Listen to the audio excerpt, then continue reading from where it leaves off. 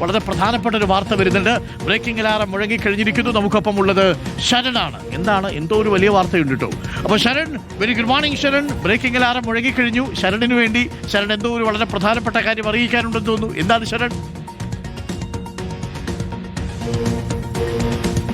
Good morning Arunkumar. എന്തായാലും സമീപകാലത്ത് കേരളം കണ്ട ഏറ്റവും വലിയ തട്ടിപ്പാണ് പാതിവില തട്ടിപ്പ്. ആ പാതിവില തട്ടിപ്പുമായി ബന്ധപ്പെട്ട് എൻഫോഴ്സ്മെന്റ് ഡയറക്ടറേറ്റ് ഇപ്പോൾ നടപടികൾ ഊർജിതമാക്കിയിട്ട് ഉണ്ടെന്നുള്ളതാണ്. കഴിഞ്ഞ വർഷം ഈ ഒരു തട്ടിപ്പ് പുറത്തു വരുന്നു. അത് പാതിവിലയ്ക്ക് തയ്യൽ മെഷീന് ഒപ്പം ഇരുചക്ര വാഹനങ്ങൾക്ക് നൽകാമെന്ന് പറഞ്ഞുകൊണ്ടുള്ള ആ തട്ടിപ്പാണ് ഈ മൂവാറ്റുപുഴ സ്വദേശിയായ അനന്തകൃഷ്ണൻ നടത്തിയിരുന്നത്. അങ്ങനെ സംസ്ഥാനത്തൊട്ടാകെ 1279 കേസുകൾ രജിസ്റ്റർ ചെയ്യുകയും പിന്നീട് 500 കോടിക്ക് മുകളിലുള്ള തട്ടിപ്പാണെന്ന് കണ്ടെത്തിയോടുകൂടി അത് ക്രൈംബ്രാഞ്ചിന് അന്വേഷണം കൈമാറുകയും ചെയ്തിരുന്നതാണ്. ഇതിനിടയിലാണ് എൻഫോഴ്സ്മെന്റ് ഡയറക്ടറേറ്റ് ഈസിയായി രജിസ്റ്റർ ചെയ്തുകൊണ്ടുള്ള വിശദമായ പരിശോധനകളിലേക്ക് കടന്നിരുന്നത്. വ്യാപകമായ റെയ്ഡ് അവരുടെ ഭാഗത്തു നിന്നുണ്ടായിരുന്നതാണ്.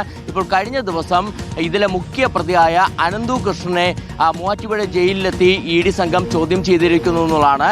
ഇപ്പോൾ അനന്തകൃഷ്ണനിൽ നിന്ന് വിവരങ്ങളൊക്കെ തന്നെ ശേഖരിച്ചിട്ടുണ്ട്. അതിന്റെ അടുത്ത പടിയായിട്ട് അനന്തകൃഷ്ണന്റെ അറസ്റ്റിലേക്ക് വൈകാതെ തന്നെ ED നീങ്ങും. ഇതോടൊപ്പം തന്നെ മറ്റ് പ്രതികളായ ആനന്ദകുമാർ അടക്കമുള്ളവരുടെ ചോദ്യം ചെയ്യലിലേക്കും ED പോകും. ഒപ്പം തന്നെ സ്വത്തുക്കൾ കണ്ടുകെട്ടാനുള്ള നടപടികളിലേക്ക് ED കടക്കുമെന്നുള്ള സൂചന കൂടിയാണ് നമുക്ക് ലഭ്യമാവുകയും ചെയ്യുന്നത്. എന്തായാലും കഴിഞ്ഞ കുറേ ദിവസമായിട്ട് ഈ പാതിവില തട്ടിപ്പൊന്നും തന്നെ ചിത്രത്തിൽ ഉണ്ടായിരുന്നില്ല. ക്രൈംബ്രാഞ്ച് ആണെങ്കിലും ED ആണെങ്കിലും തന്നെ അത് ചിത്രത്തിൽ ഉണ്ടായിരുന്നതല്ല. ഇതിന് പിന്നാലെയാണ് ഇപ്പോൾ എൻഫോഴ്സ്മെന്റ് ഡയറക്ടറേറ്റ് വേഗത്തിൽ തന്നെ നടപടികൾ മുന്നോട്ട് കൊണ്ടുപോകാൻ തീരുമാനിച്ചിരിക്കുന്നത്. ഇതിൽ മറ്റൊരു പ്രധാനപ്പെട്ട കാര്യം, ഇതിൽ വരുന്നൊരു മറ്റൊരു എലമെന്റ്, അതായത് ഈ രാഷ്ട്രീയ സംഭാവന അനന്തകൃഷ്ണൻ പലർക്കും നൽകിയിരുന്നു എന്നുള്ള മൊഴിയാണ്. അത് ക്രൈംബ്രാഞ്ചിനടക്കം നേരത്തെ അനന്തകൃഷ്ണൻ നൽകിയിരുന്നതാണ്. പ്രധാനമായും ഇടുക്കി MP ആയ ഡീൻ കുര്യാക്കോസിനൊപ്പം തന്നെ CV വർഗീസ് അടക്കമുള്ള നേതാക്കൾക്ക് രാഷ്ട്രീയ സംഭാവന നൽകിയിരുന്നു, ലക്ഷങ്ങൾ നൽകിയിരുന്നു എന്നുള്ളതാണ്. അതിലേക്ക് ഇപ്പോഴും ക്രൈംബ്രാഞ്ച് അന്വേഷണം നീണ്ടിട്ടില്ല. എന്തായാലും ഇനി EDയുടെ അന്വേഷണം അതിലേക്ക് പോകുമോ എന്നുള്ളത് വളരെ പ്രധാനപ്പെട്ടതാണ്. കാരണം അത്തരത്തിൽ പണം നൽകിയിട്ടുണ്ടെന്നുണ്ടെങ്കിൽ അത് പ്രൊസീജിയർ ക്രൈമാണ്. കുറ്റകൃത്യത്തിൽ നിന്ന് ഇയാൾ സമ്പാദിച്ച പണമാണ് അത്തരത്തിൽ കൈമാറിയിരിക്കുന്നത്. അപ്പോൾ നേതാക്കളെ ചോദ്യം ചെയ്യാനുള്ള നടപടികളിലേക്ക് കൂടി ED പോകുമോ എന്നുള്ളത് നമ്മൾ കാത്തിരുന്ന് കാണണം. ഓക്കെ, വളരെ പ്രധാനപ്പെട്ട വിവരമാണ് വരുന്നത്.